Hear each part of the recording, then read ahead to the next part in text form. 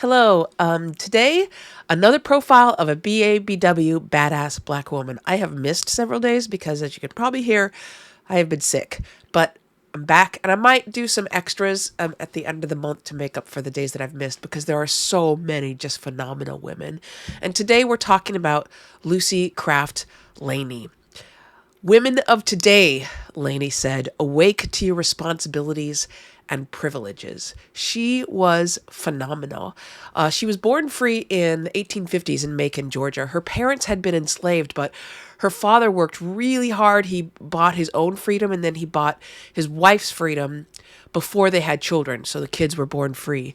Now, the sister of the plantation owner, actually at great risk to herself because the penalties were so steep for teaching African American children, she taught the kids how to read. So Lucy was reading by age 4. She was translating Latin by age 12. She then went on to a mission school for high school and then graduated from Atlanta University in 1873. She taught in schools for a decade, and then she decided to open her own. And she went to Augusta. She founded the very first school for black kids in Augusta. She actually had more than 230 students by the end of the second year. She was teaching in the basement of a local church.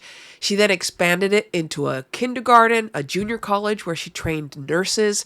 It became one of the best secondary schools in the South. She offered courses in liberal arts at a time when black education was supposed to be just vocational training, right? They were just supposed to be training them to work a trade.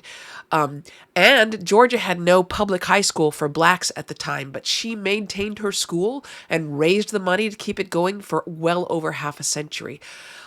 Her proteges are a long list of accomplished women, and many of them would become school founders themselves. Charlotte Hawkins Brown, Janie Porter Barrett, Mary McLeod Bethune. She, in her school, presented orchestra concerts. She brought in nationally known distinguished lecturers. She had social events there. She said, I'm going to read a little bit from one of her speeches where she said she was talking about the burden on educated women of color. And she said, last but not least is the burden of prejudice, heavier in that it is imposed by the strong, those from whom help, not hindrance, should come. They are making the already heavy burden of their victims heavier to bear. And yet they are commanded by one who is even the master of all, bear ye one another's burdens and thus fulfill the law. This is met with and must be borne everywhere. In the South, in public conveyances, and at all points of race contact. In the North, in hotels, at the baptismal pool, in cemeteries, everywhere, in some shape or form, it is to be borne. No one suffers under the weight of this burden as the educated Negro woman does, and she must help to lift it. Ignorance and immorality, if they are not the prime causes, have certainly intensified prejudice. The forces to lighten and finally lift this and all these burdens are true culture and character linked with that most substantial coupler, cash. We said in the beginning that the past can serve no further purpose than to give us our present bearings. It is a condition that confronts us. She also said, the educated Negro woman, the woman of character and culture, is needed in the schoolroom, not only in the kindergarten and primary school, but in the high school and the college, not alone in the classroom, but as a public lecturer. And she may give advice and knowledge that will change a whole community and start its people on the upward way. Here is a picture of girls learning in her school. Lucy traveled all around the nation raising money for her school. Eventually, the Haynes Institute, that's what her school was called during her lifetime, covered an entire city block. In 1928, she had more than 800 students. The school was eventually named the Lucy Craft Laney High School. She was also very active in civil rights. She joined the Niagara movement with W.E.B. Du Bois in 1905. She helped found her local chapter of the NAACP and was heavily involved.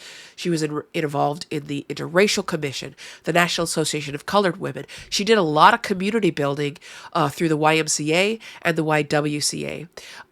Lucy opened her first school with just 6 students crowded into that basement.